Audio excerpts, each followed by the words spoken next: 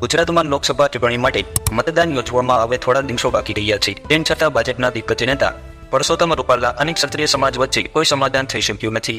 ક્ષત્રિય સમાજે રૂપાલાની ઉમેદવારી રદ કરવાની માંગ કરી હતી, પરંતુ ભાજપે તેમની રાજકોટ બેઠક પરથી ઉમેદવાર બનાવાયા છે. તેથી હવે ક્ષત્રિય સમાજ ભાજપ વિરુદ્ધ થઈ ગયો છે. પરસોત્તમ રૂપાલા ભાજપના દિગ્ગજ નેતા એક ટિપ્પણીથી ક્ષત્રિય સમાજ નારાજ થયો છે. રૂપાલા રાજકોટ લોકસભા બેઠક પરથી ચૂંટણી લડવાના છે. ક્ષત્રિય સમાજે રૂપાલાની ઉમેદવારી રદ કરવા માટે વિરોધ પ્રદર્શનો પણ કર્યા હતા. જોકે ભાજપે પણ રૂપાલાની ઉમેદવારી રદ કરી નથી, જેના કારણે હવે ક્ષત્રિય સમાજે શુક્રવારે ભાજપ સામે નવેસરથી વિરોધ કરવાની જાહેરાત કરી છે. રૂપાલાએ એક ટિપ્પણી કરી છે.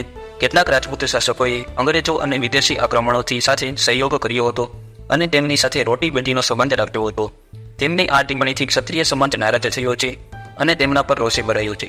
છેલ્લા કેટલાક સપ્તાહથી ચાલી રહેલા વિરોધ છતાં રૂપાલાએ 16મી એપ્રિલે રાજકોટ બેઠક પરથી ઉમેદવારી નોંધાવી હતી. રૂપાલાએ પોતાના નિવેદન અંગે માફી માંગી હતી, પરંતુ તેનાથી ક્ષત્રિય સમાજનો રોષ શાંત પડ્યો ન હતો. ક્ષત્રિય સમાજ રૂપાલાની ઉમેદવારી રદ કરવાની માંગ પર અડગ રહ્યું છે.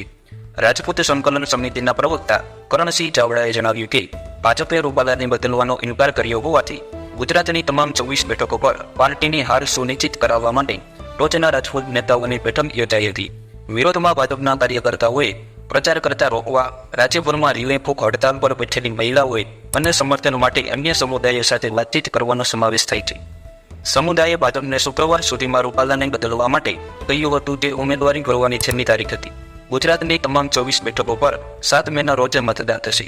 કરણસિંહે જણાવ્યું હતું કે ભાજપે 24 કરોડ રાજપૂતોને ગ્રાન્ટેડ લીધા છે. જો ભાજપને રાજપૂતોની જરૂર નથી તો અમને પણ તેમની જરૂર નથી. અમે ફક્ત રૂપાલા જ નહીં, પરંતુ ગુજરાતમાં ભાજપના તમામ ઉમેદવારોને હરાવવાનો પ્રયાસ કરીશું. મત એ અમારું શસ્ત્ર છે. શનિવારથી રાજપૂત મહિલાઓ સમગ્ર ગુજરાતમાં રિલે ફૂંક હડતાલ પર બેસશે અને 7 મેના મતદાનના દિવસ સુધી આંદોલન ચાલુ રાખશે. જ્યારે ભાજપ વિરુદ્ધ 5 ઝોનમાં ધર્મરથ કાઢવામાં આવશે, અમે લોકો સાથે વાતચીત કરીશું. પાટણ, બનાસકાંઠા, ભરૂચ, સાબરકાંઠા, સુરેન્દ્રનગર, રાજકોટ, ભાવનગર અને જામનગર બેઠકો પર ભાજપને ભારે નુકસાન પહોંચાડવાનો અમને વિશ્વાસ છે. અમદાવાદ પોલીસે તાજેતરમાં ચૂંટણી રેલીઓ દરમિયાન અનેક ઉમેદવારોના વિરોધમાં કાળા ધ્વજ દર્શાવવા પર પ્રતિબંધ મૂકતું જાહેરનામું બહાર પડ્યું હોવાથી ક્ષત્રિય યુવાનો અને મહિલાઓ નારંગી રંગના ધ્વજ દેખાડીને વિરોધ નોંધાવશે. કરણસિંહ ચાવડાએ ઉમેર્યું હતું કે સમુદાય આ જાહેરનામા સામે PIL પણ દાખલ કરશે, કારણ કે તે ફ્રીડમ ઓફ સ્પીચની વિરુદ્ધ છે. તેમણે દાવો કર્યો હતો કે વિરોધ દરમિયાન પોલીસ જેમની સામે કેસ દાખલ કરશે તેમને મદદ કરાવવા માટે જિલ્લાવાર કાનૂની ટીમો પણ બનાવવામાં આવશે. શાસક પક્ષની હાર સુનિશ્ચિત કરવા માટે અમે ભાજપ સામેના સૌથી મજબૂત ઉમેદવારોને સમર્થન આપીશું.